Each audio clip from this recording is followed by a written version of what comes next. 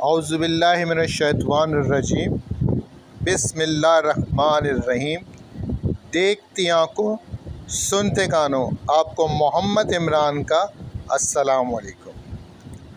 آج ایک بہت ہی اچھی نظم آپ کی نظر کر رہا ہوں، جو آنے والے الیکشن میں ہم کس کو ووٹ دیں اور کس کو سلیکٹ کریں، تو امید کرتا ہوں کہ آپ لوگوں کو پسند آئے گی، جس کا عنوان ہے تم ایسے رہبر کو ووٹ دینا۔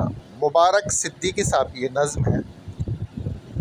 تم ایسے رہبر کو ووٹ دینا، وطن کو جو مہتاب کر دے، اداس چہرے گلاب کر دے، جو ظلمتوں کا نظام بدلے، جو روشنی سے بے حساب کر دیں، تم ایسے رہبر کو ووٹ دینا۔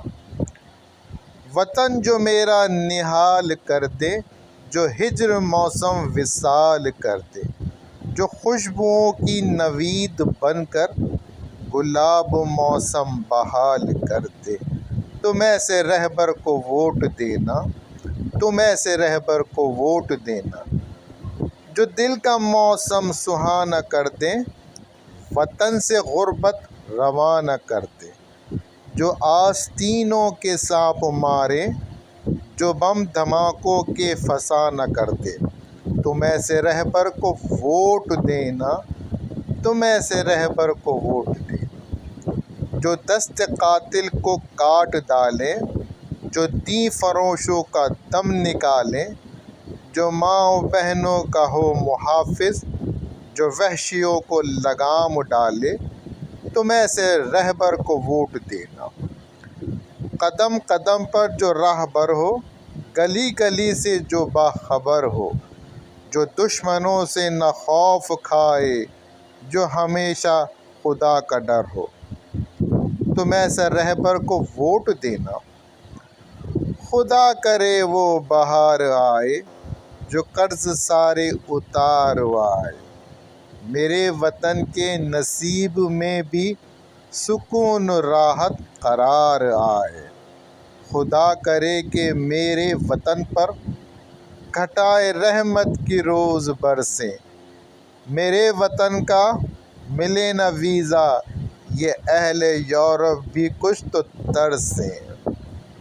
امید کرتا ہوں یہ نظم آپ کو پسند آئی ہوگی۔